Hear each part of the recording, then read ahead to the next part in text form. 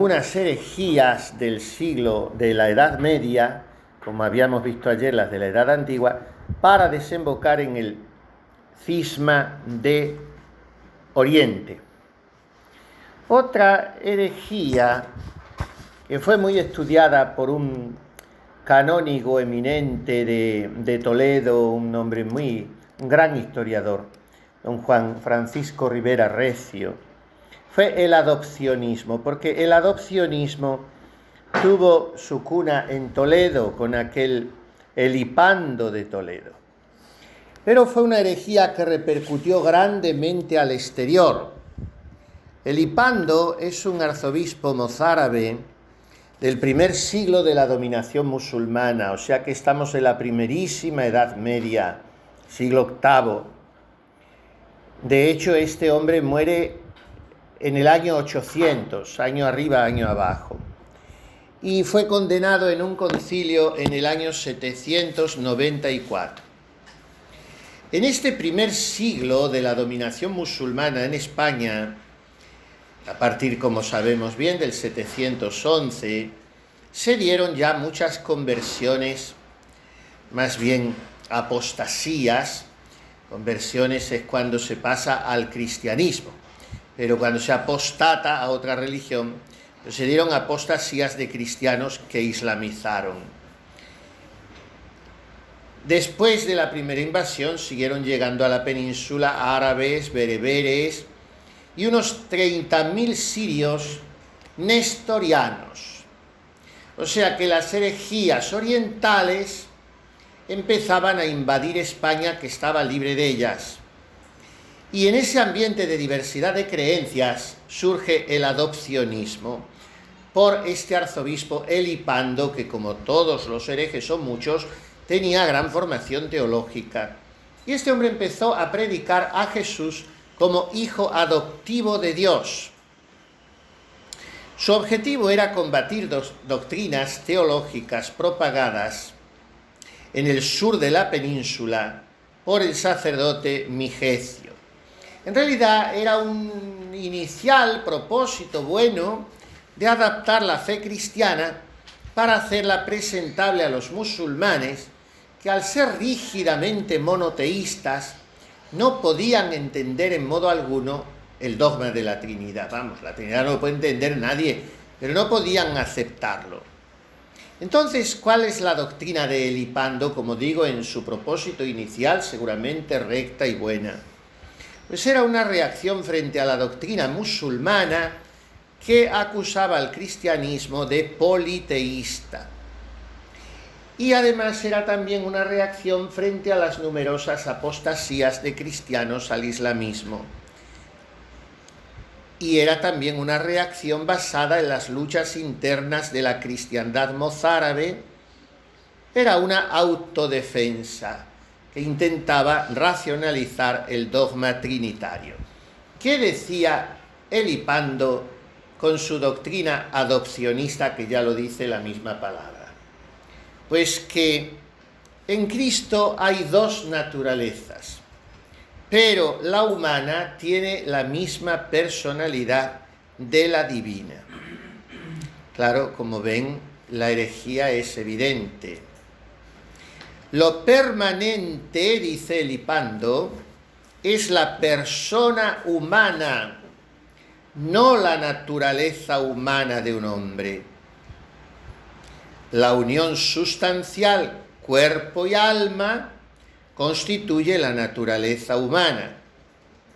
Entonces, según este hereje, Jesucristo es naturaleza humana completa, pero en él no hay persona humana. Esto es así, realmente. Su naturaleza divina implica que es hijo natural de Dios. Pero entonces, ¿cómo explica Elipando la naturaleza humana?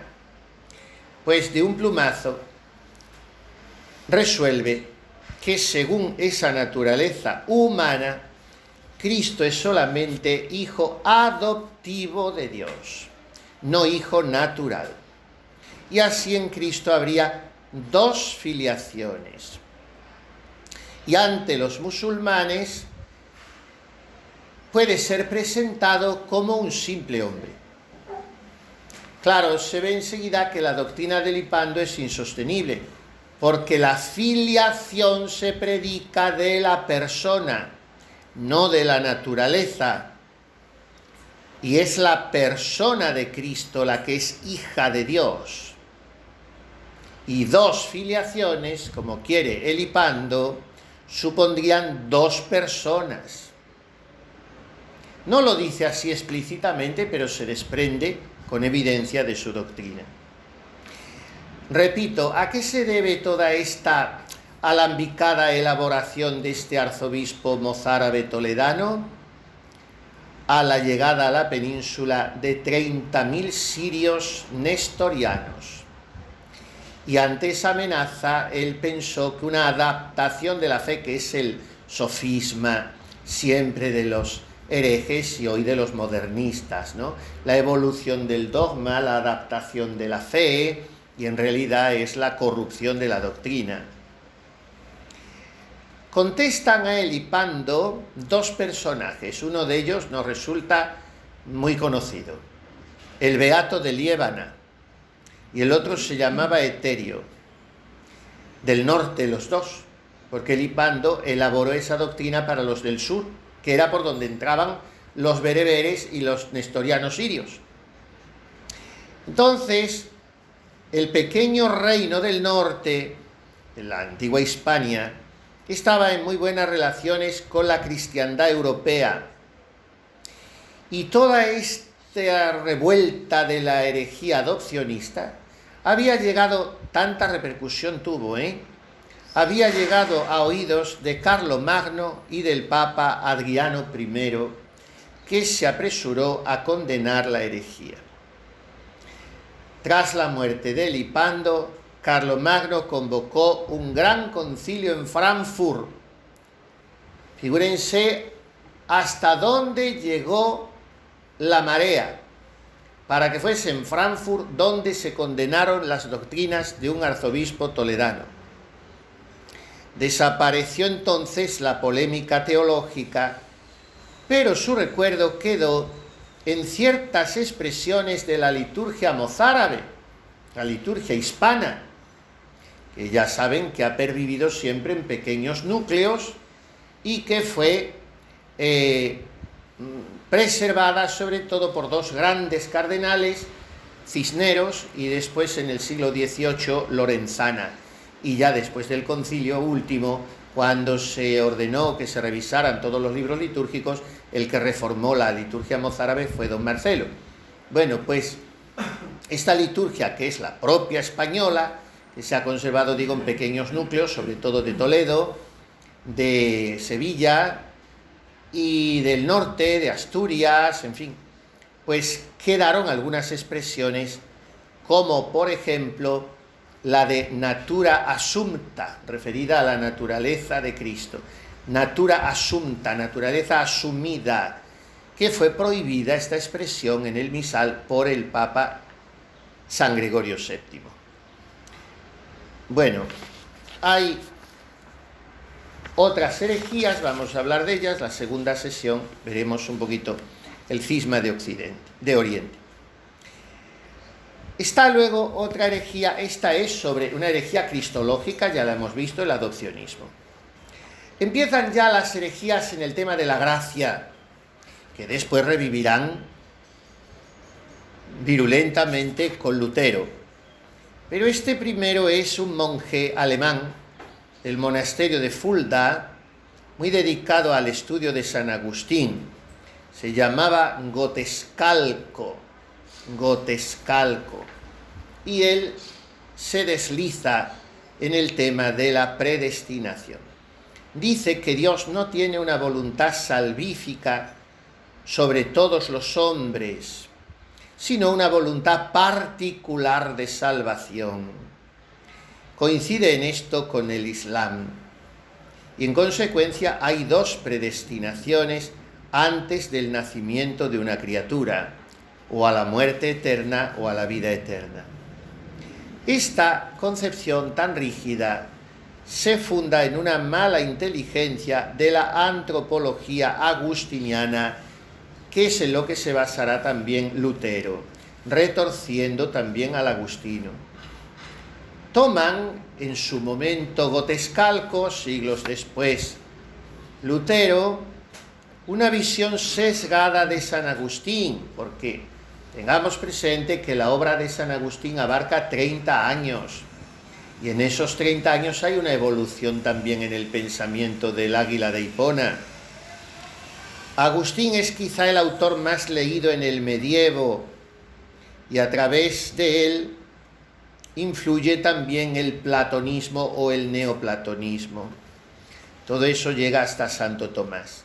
Y San Agustín era entonces absolutamente indiscutible.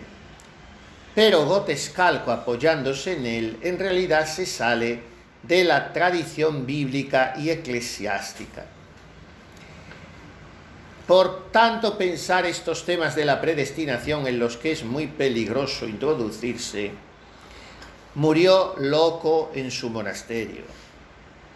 Y a partir de él, en torno a los años 850, mediados del siglo IX, los grandes teólogos tomarán parte en esta controversia de la predestinación. Y muchos refutan a Gotescalco. Cito sus nombres para que por lo menos los oigamos una vez en la vida. Los develadores, que se llama así, con B, los develadores de Gotescalco, o sea, los que le refutan, son Ratramno de Corvi, Servato Lupo, Remigio de León, Prudencio de Troyes. En el concilio de Tonsi se mandó hablar de la voluntad salvífica universal de Dios y dejar el problema de la predestinación ad mortem. Y como sabemos bien, este problema resurgió con mucha complicación en el siglo XVII. La famosa controversia de Auxiliis con el padre Molinos, los jesuitas y todo aquello. Se llegó a la conclusión, como no podía ser de otra manera, que el de la predestinación era un problema insoluble. No entro a exponer el tema teológicamente porque es muy complicado. O sea, el tema se reduce a esto.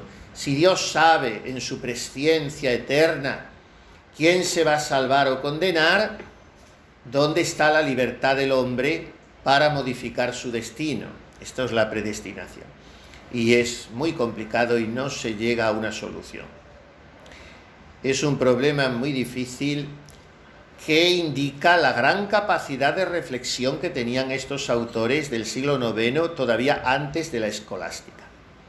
Bueno, hemos hablado de una herejía, por hacer un pequeño muestreo ya en estos albores de la Edad Media, hemos hablado de una herejía cristológica, el adopcionismo, hemos hablado de otra herejía del tema de la gracia, la gracia y la escatología, la predestinación con Gotescalco. Hablemos ahora de la controversia eucarística. La Eucaristía era desde el principio lo más importante de la liturgia cristiana. Ya Plinio en una carta se lo cuenta al emperador Trajano. Ya sabemos aquellos testimonios de los cristianos que morían mártires, los de Abilene, sine dominica non possumus. Necesitamos el domingo, la celebración de la Eucaristía. Entonces la praxis litúrgica había ido muy por delante de la reflexión teológica. Se practicaba la fractio panis o la sinaxis, como se llamaba, la asamblea, la celebración de la Eucaristía, pero no se había profundizado teológicamente, no había más que la base estricta de la Sagrada Escritura. Haced esto en conmemoración mía.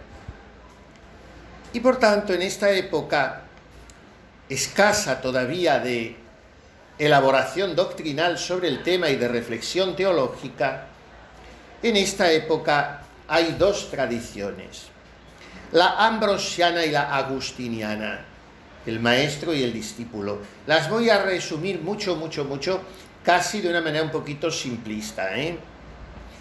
La tradición ambrosiana insistía en el realismo de la transustanciación, que entonces ni existía la palabra ni pensamiento del concepto siquiera. Este concepto lo acuña Santo Tomás, pues aprovechándose de una serie de nociones filosóficas, sustancia y accidentes. Bueno, entonces lo de transustanciación era impensable como tal concepto, pero sí como hecho. El hecho se creía, o sea, la conversión se creía desde el principio porque es la palabra de Cristo, claro, tomad, comer, esto es mi cuerpo, esto es el cáliz de mi sangre que se derrama en remisión de los pecados. Por lo tanto, ahí está la transustanciación. Pero la escuela, digamos así, la corriente ambrosiana, insiste en el realismo de la transustanciación en un sentido incluso cafarnaíta. Recordemos el escándalo de los habitantes de Cafarnaúm cuando dejan a Jesús solo, capítulo 6 de San Juan, porque él ha dicho: si no coméis la carne del Hijo del Hombre y no bebéis su sangre, no tenéis vida en vosotros. Y este comer en el griego de San Juan es más fuerte y desagradable todavía que el comer, porque hay que traducirlo por masticar. Entonces Jesús fue de un realismo muy, iba a decir muy descarnado, en realidad muy encarnado, y se escandalizan de él y se van casi todos. Pero ¿quién es este que piensa que vamos a comer su carne? Recordamos bien el episodio, y es entonces cuando nuestro Señor se vuelve a los suyos: también vosotros queréis marcharos. Y sale Pedro: Señor, ¿a quién vamos a ir si solo tú tienes palabras de vida eterna? No es solamente una salida elegante, no es solo la adhesión leal de un amigo, es la rúbrica sobre la incipiente teología eucarística que Cristo les está ofreciendo. Al decir Pedro: tú tienes palabras de vida eterna, está diciendo: esa palabra tuya no hay que entenderla al modo temporal, no la comprendemos. ¿Qué es esto de masticar tu carne? Pero tú tienes palabras de vida eterna, y por tanto nosotros seguimos en tu palabra. Y los demás se van. Bueno, pues este modo tan literal, tan fuerte de entender la Eucaristía, como subrayando muchísimo la realidad de la transustanciación, es la corriente ambrosiana. La corriente agustiniana, del discípulo de Ambrosio, insistirá más bien en el aspecto espiritual. Recordemos esa idea luminosísima de San Agustín, que la Iglesia ha incluido incluso en la liturgia. Estoy pensando en la oración poscomunión de la fiesta del Santo, que es dentro de 4 días. Señor, que al haberte recibido no haces que te asimilemos en nosotros, sino que tú nos asimilas en ti. Esa es la idea de San Agustín, que a diferencia de cualquier alimento material, nuestro cuerpo no hace suyo el cuerpo de Cristo, sino que es Cristo quien nos hace suyos a nosotros, nos asume en él. Pues bien, San Agustín, doctor de la gracia, sobre todo, así es, así se le llama, cada doctor tiene un apellido, digamos, ¿no? Y bueno, así como San Alfonso María de Gregorio, por tratar los últimos, es doctor moralis, y San Francisco de Sales, doctor de la mansedumbre, Santa Teresita, doctora de la infancia espiritual, Santa Teresa, doctora de la humanidad de Cristo, en fin, por decir las cosas, lo más saliente, Santa Catalina, doctora de la Iglesia.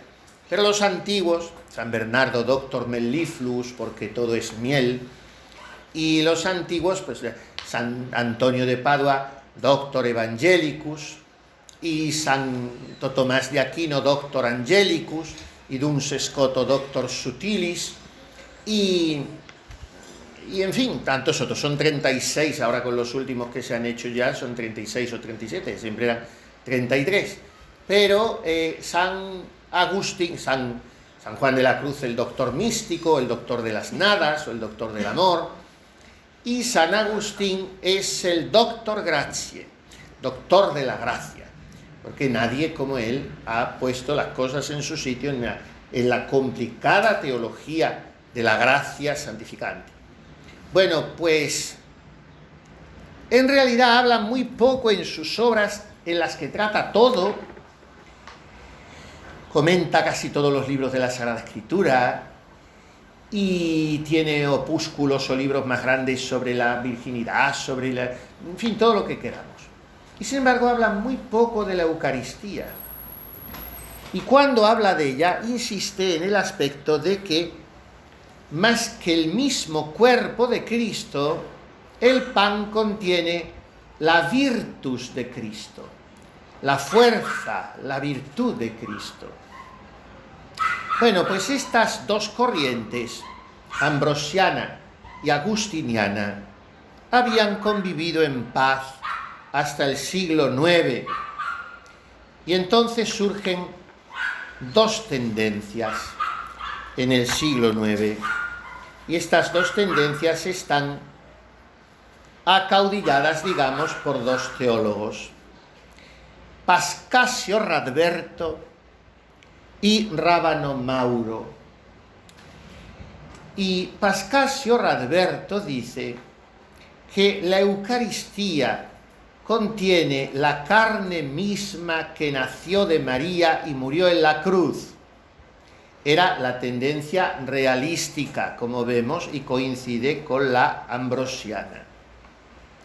Sabemos que la Eucaristía efectivamente contiene la carne de Cristo que nació de María, a beberum corpus natum ex Maria Virgine, pero es la carne misma, pero no de la misma manera. O sea, no se puede caer en un fisicismo al explicar la Eucaristía. Y la otra tendencia, la de Rábano Mauro, sostenía que el corpus verus y el corpus eucharisticus son el mismo, sed non naturaliter, sed specialiter. No naturalmente, sino especialmente, que es lo que decíamos antes. No lo son de una manera física. La Iglesia no tomará parte en esta cuestión, porque propiamente no envuelve herejía, sino maneras diversas de enfoques. Y esta controversia, sí, son el corpus verus, o sea, el cuerpo verdadero, el cuerpo físico, el cuerpo de carne, y el corpus eucharisticus son el mismo, dice Rábano Mauro y su escuela, pero no naturaliter, sino specialiter, no en cuanto al modo natural, sino en cuanto a las especies que lo contienen. Y es la tendencia agustiniana.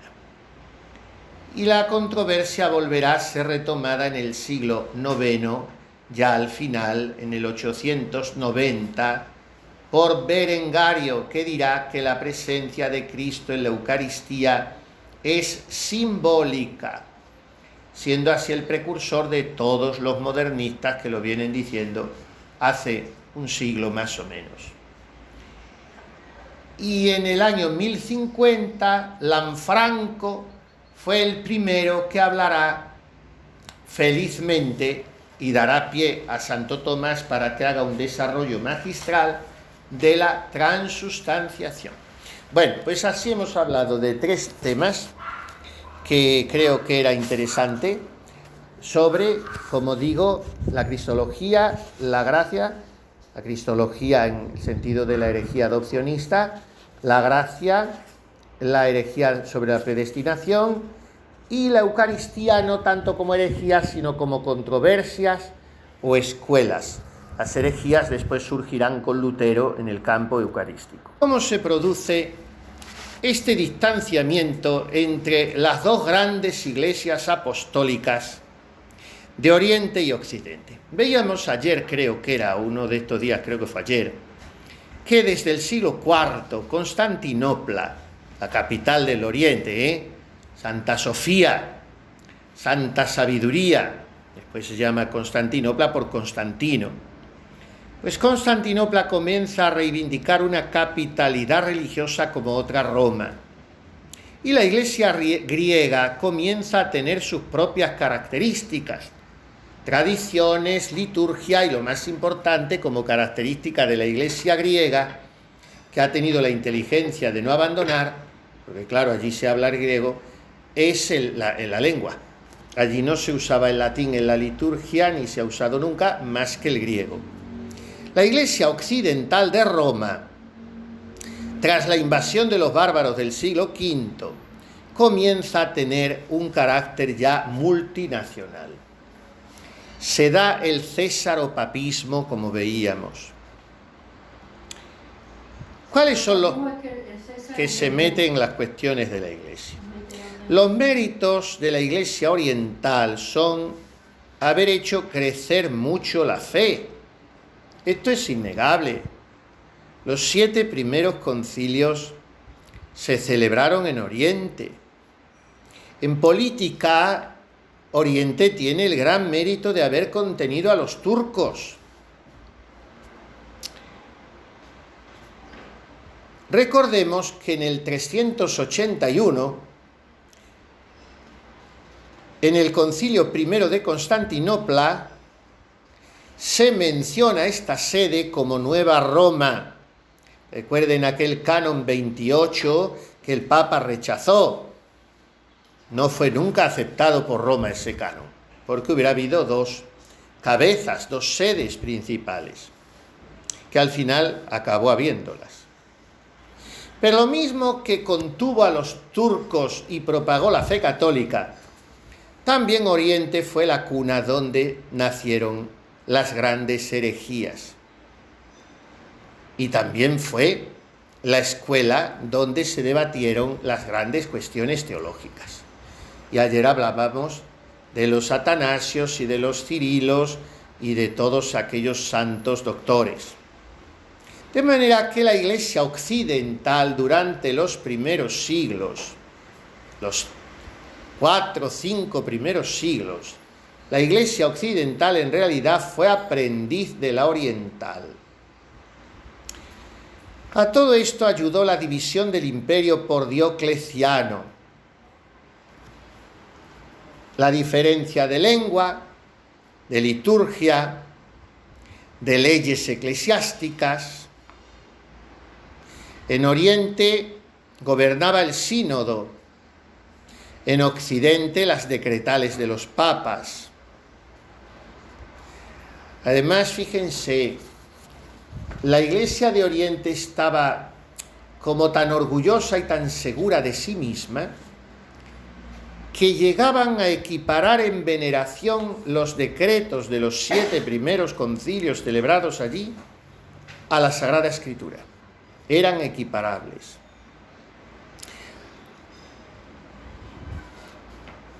¿Cómo se produce entonces el proceso progresivo de desunión? Vamos a verlo casi siglo por siglo, muy escuetamente. En el siglo IV, ya lo hemos visto, en el concilio primero de Constantinopla, se dan los primeros intentos de reivindicar el título de Nueva Roma.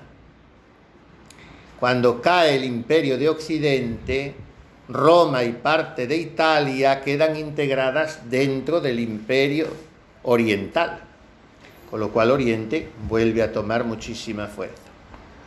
En el siglo VI ya es la ruina del Imperio de Occidente y Roma es un apéndice del Imperio Oriental, aunque esté lejanísima geográficamente de Bizancio.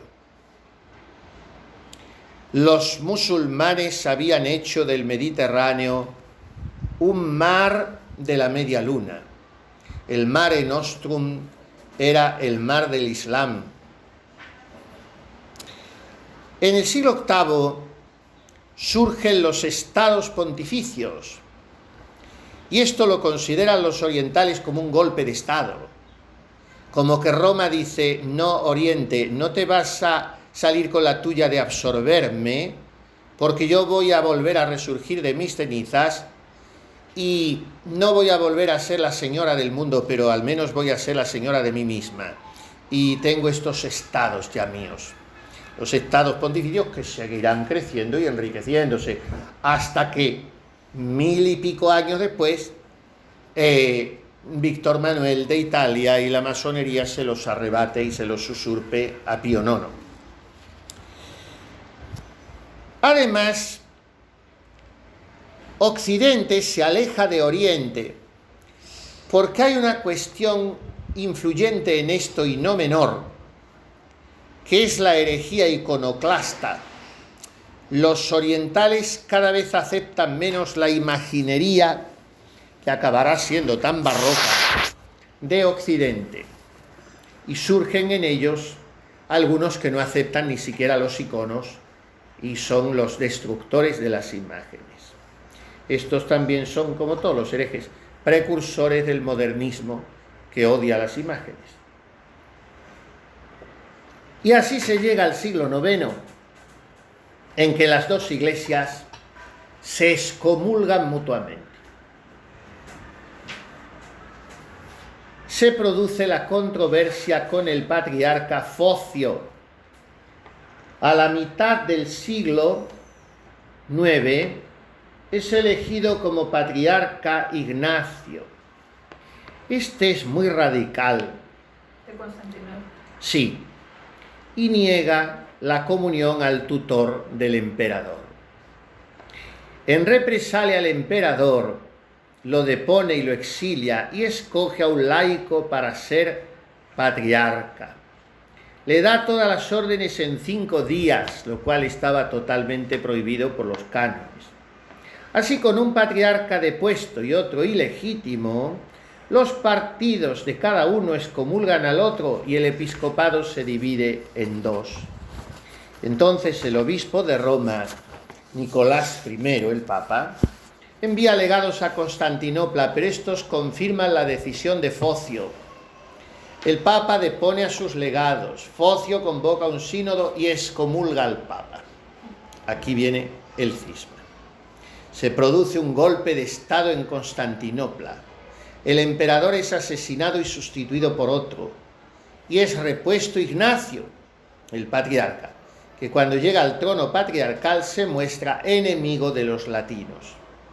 Cuando muere Ignacio, vuelve Focio a ser patriarca, se llega así a un mutuo anatematismo y surge el problema de los dípticos, la mención del patriarca y del papa en la misa. Cuando en los dípticos falta uno de los 2 patriarcas, es que está excomulgado. Este episodio dura hasta cerrarse, digamos así, definitivamente, al menos hasta ahora, en el siglo XI, con el famoso Miguel Cerulario, apareciendo el primer papa germánico en Roma. A partir de la mitad del siglo XI se da la recuperación de la Iglesia occidental y la creación de la nueva orden de Cluny. El primer contacto con la cultura musulmana es el Papa Silvestre II. El patriarca Cerulario era más político que religioso, y como se había encontrado ya de facto la Iglesia de Oriente y la sede de Constantinopla dividida de Roma, aunque no todavía de jure, no estaba refrendada todavía esa división, pero de hecho ya traía 2 siglos arrastrándose, pues Miguel Cerulario, que como decimos, más que un hombre religioso, era un hombre político, toma la iniciativa de declarar el cisma y de una manera violenta acusa a los latinos de herejes, cierra todas las iglesias y monasterios que tenían en Oriente y confisca sus bienes.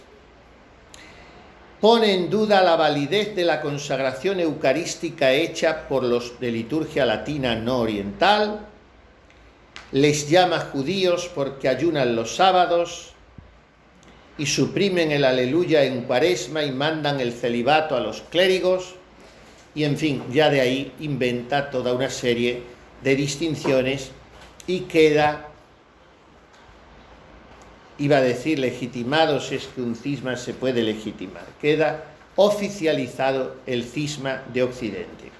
He tratado de hacer un pequeño recorrido, muy breve, desde el siglo IV, intentos de Constantinopla de reivindicarse para ella el título de Nueva Roma, siglo VI, ruina del Imperio de Occidente, que queda como un apéndice de Bizancio, siglo VIII, creación de los estados pontificios, bofetón para Oriente por parte de Roma, siglo IX, excomunión mutua de ambas iglesias con el patriarca Focio, el otro patriarca ilegítimo, revueltas del pueblo, siglo XI, declaración definitiva del cisma con Miguel Cerulario. Y aquí nos quedamos y ya no hablo más.